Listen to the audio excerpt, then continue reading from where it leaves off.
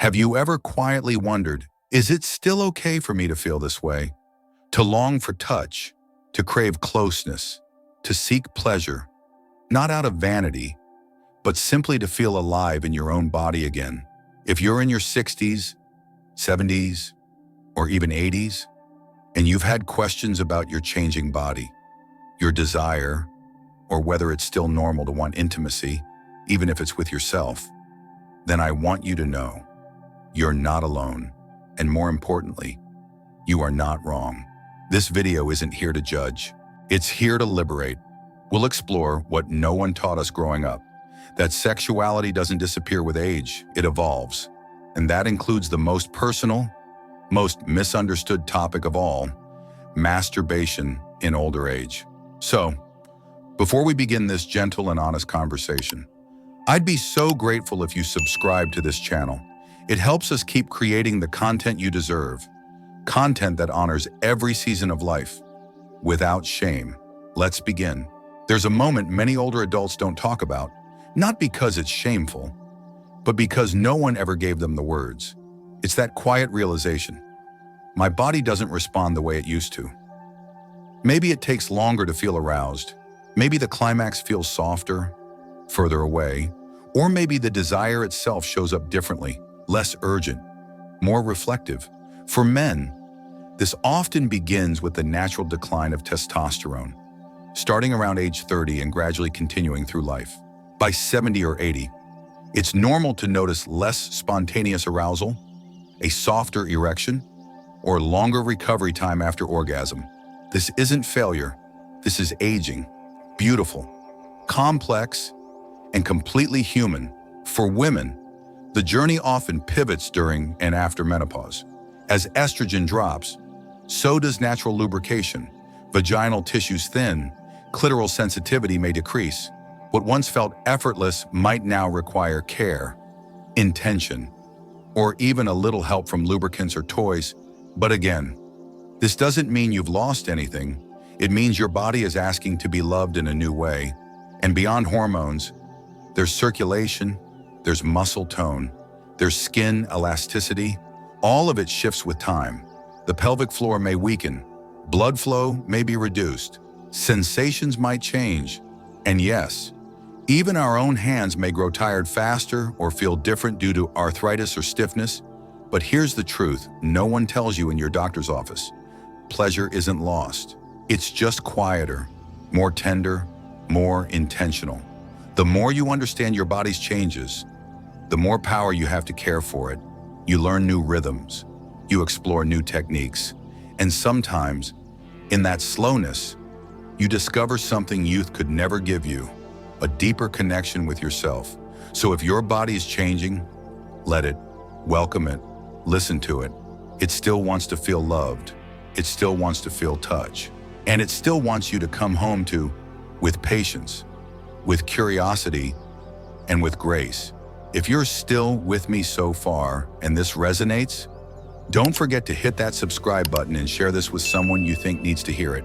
Let's bring this conversation into the light, where it belongs. When we were younger, pleasure often came with speed, quick pulses, intense urges, a kind of fire we were never taught to understand, only to chase. But with age, something profound happens.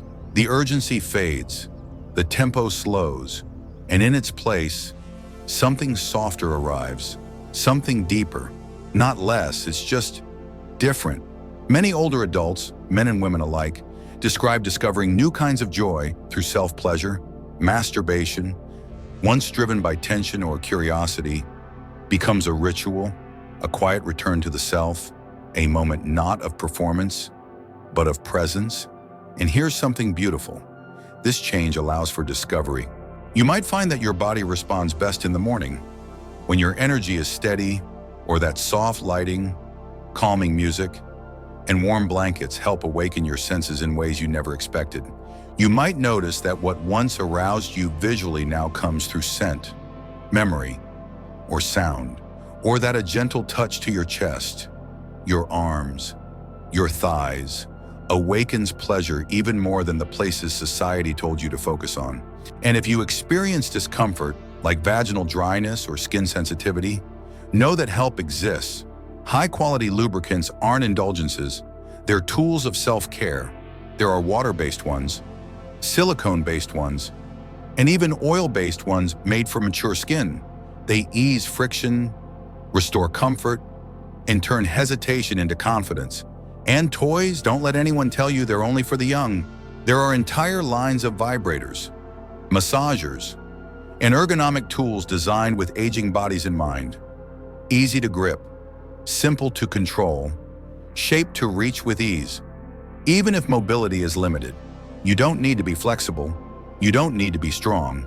You just need to be open. Pleasure at this stage of life is about exploration. It's about curiosity. It's about knowing that your body, no matter its age, is still a place of wonder. So the next time you feel an urge to connect with yourself, don't dismiss it. Don't tell yourself it's silly or selfish or wrong.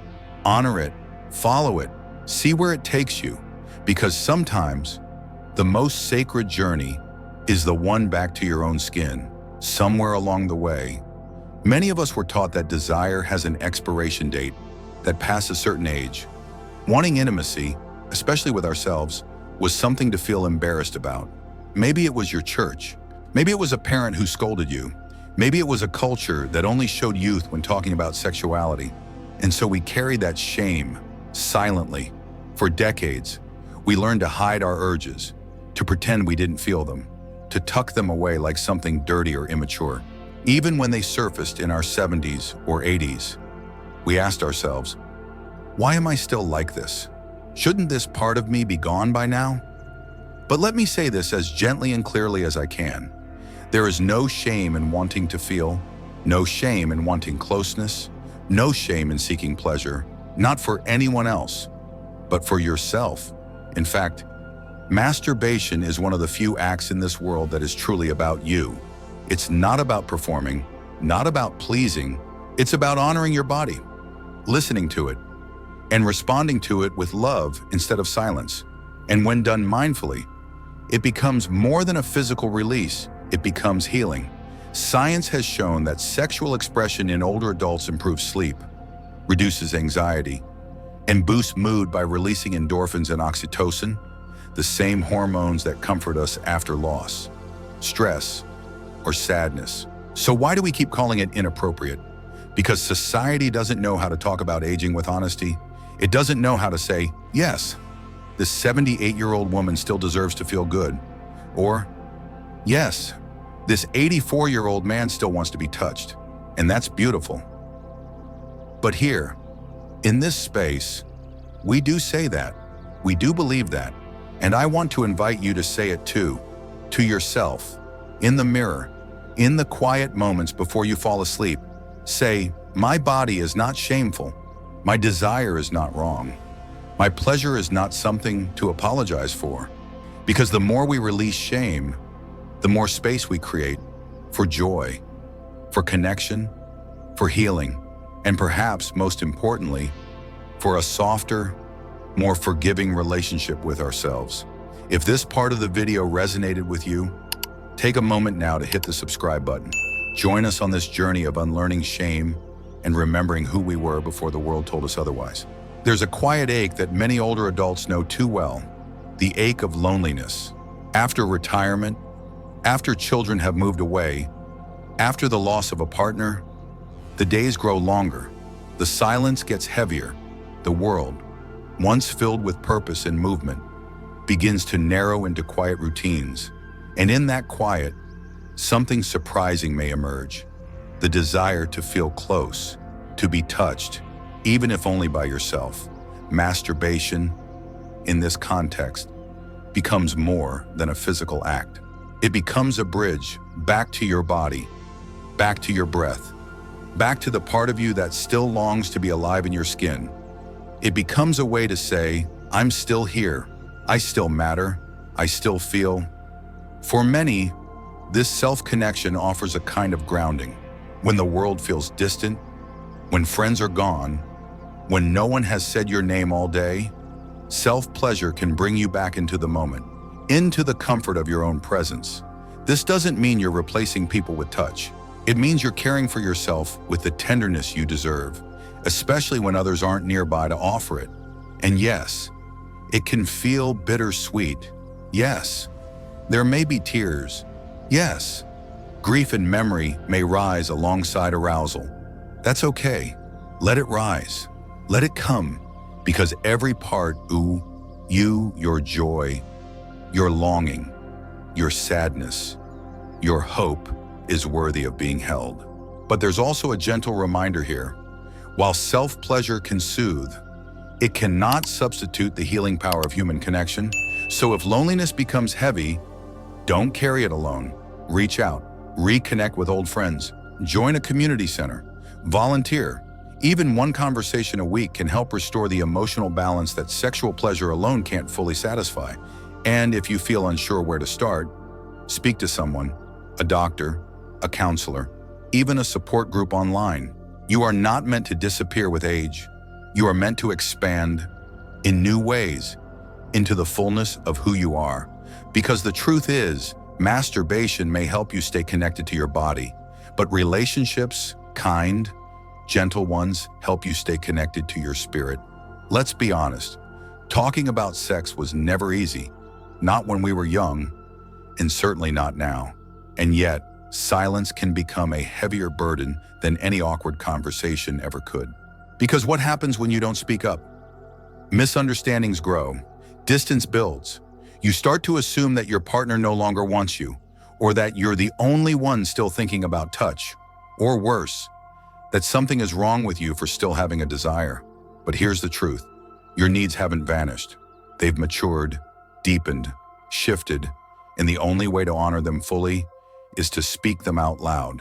If you're in a relationship, this means opening up gently, lovingly, about how your body has changed, about what feels good now, about what doesn't.